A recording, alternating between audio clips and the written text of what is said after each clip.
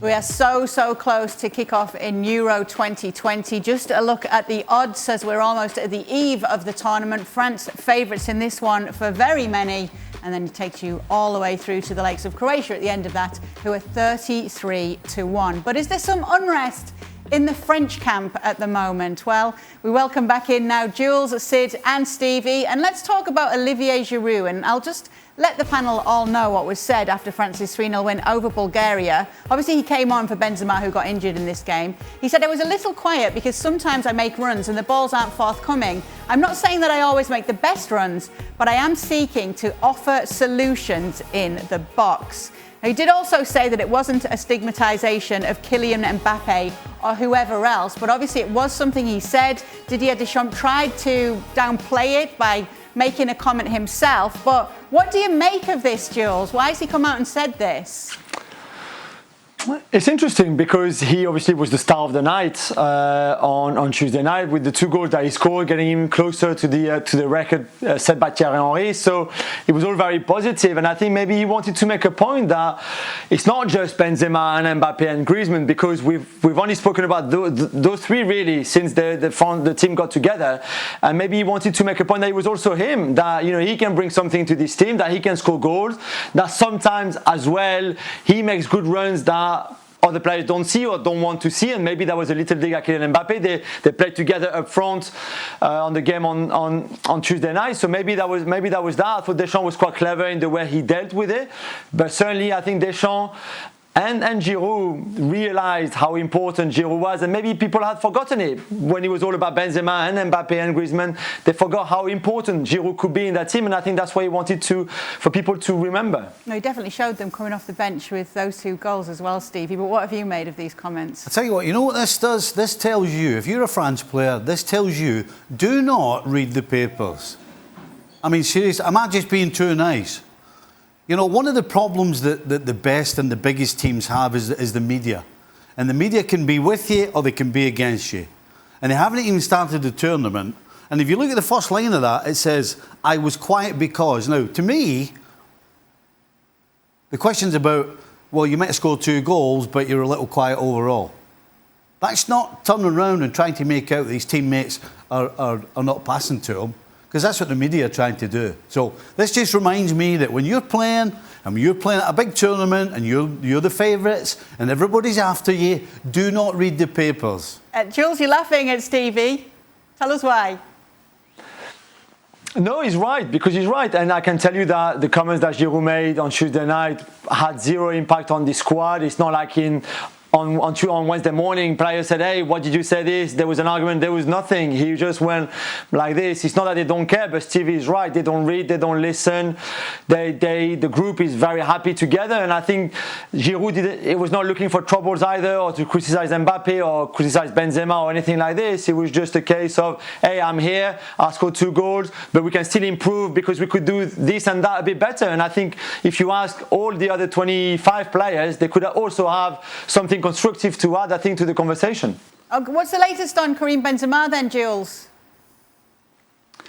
All good. We were told today that, as we said yesterday, it was just a dead leg and that he would be fit to play against Germany. They will have a bit of work with the physios and the doctors to let the pain go, but he will have no problem at all to be ready for Tuesday. Let's give you another quote from another French player.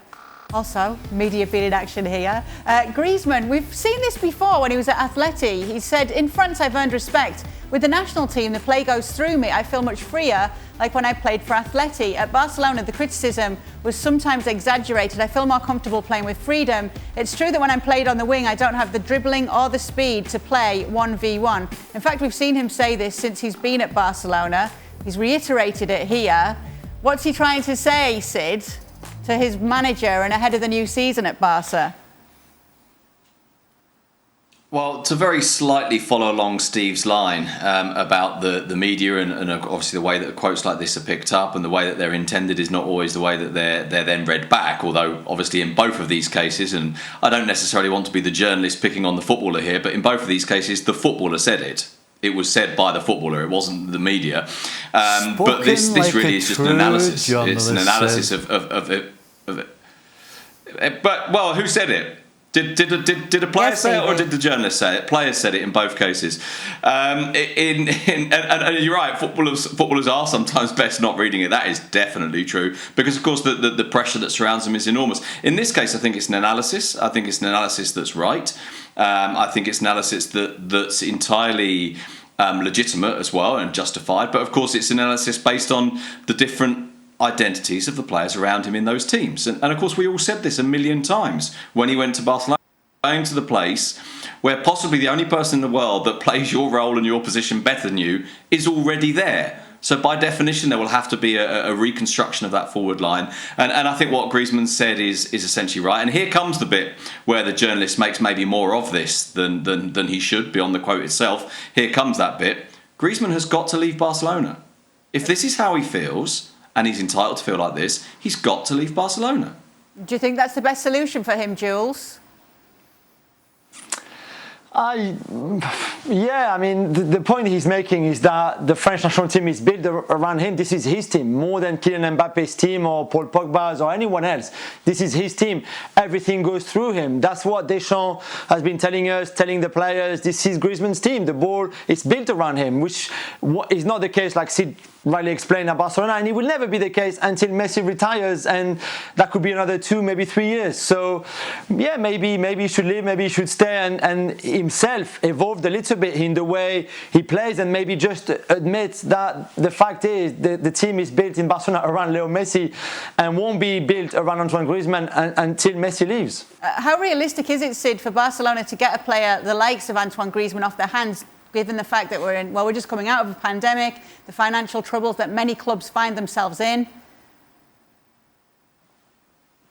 Yeah, well, that's the difficulty that lots of big clubs have got with lots of big players, is finding someone not only who wants your player, but who wants your player at the kind of salary that he was on previously, and therefore able to offer him something that would encourage him to go, who wants your player and will be able to give you the kind of transfer fee that you consider to be enough for him. I suppose the good news is this.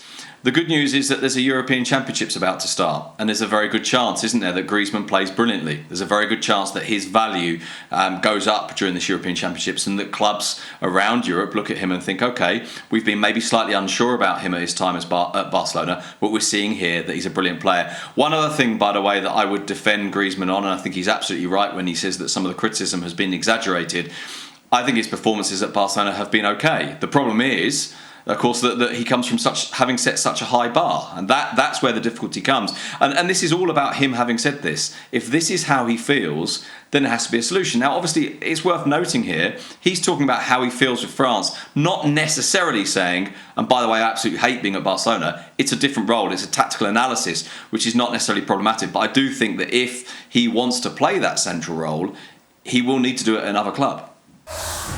Thanks so much for watching ESPN on YouTube. And for more sports highlights and analysis, be sure to download the ESPN app. And for premium content and live streaming, subscribe to ESPN Plus.